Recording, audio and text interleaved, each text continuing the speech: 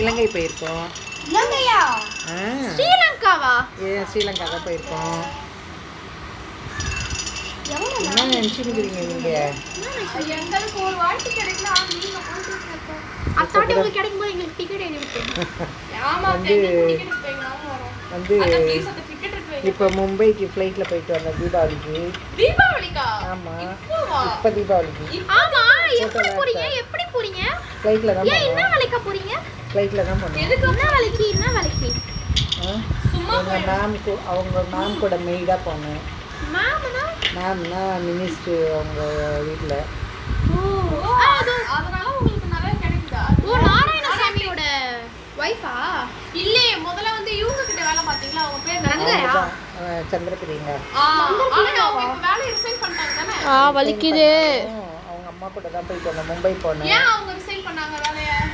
அவங்களுக்கு நிறைய டார்ச்சல் அழகாக இருக்காங்கல்ல, நிறைய விஷயம் டார்ச்சல். ஒரு பெண்ணாக இருந்து நிறைய சாதிக்க முடியாது, விட மாட்டாங்க.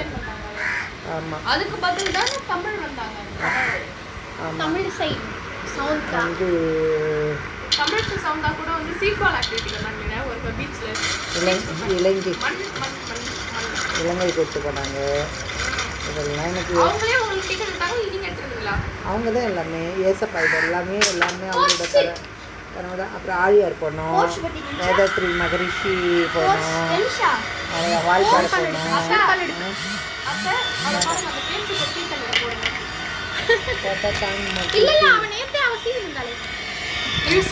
முண்டம்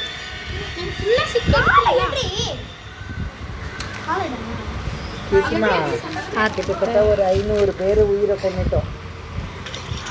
500 உயிரை கொண்டுட்டீங்க? 500க்கு மேலே கொண்டு இருப்போம். ஓவரா இல்லத்த இதுல?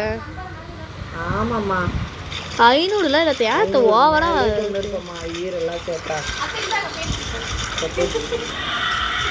உள்ள போடவும். வலிக்குது, பொறுமையா பண்ணுங்க.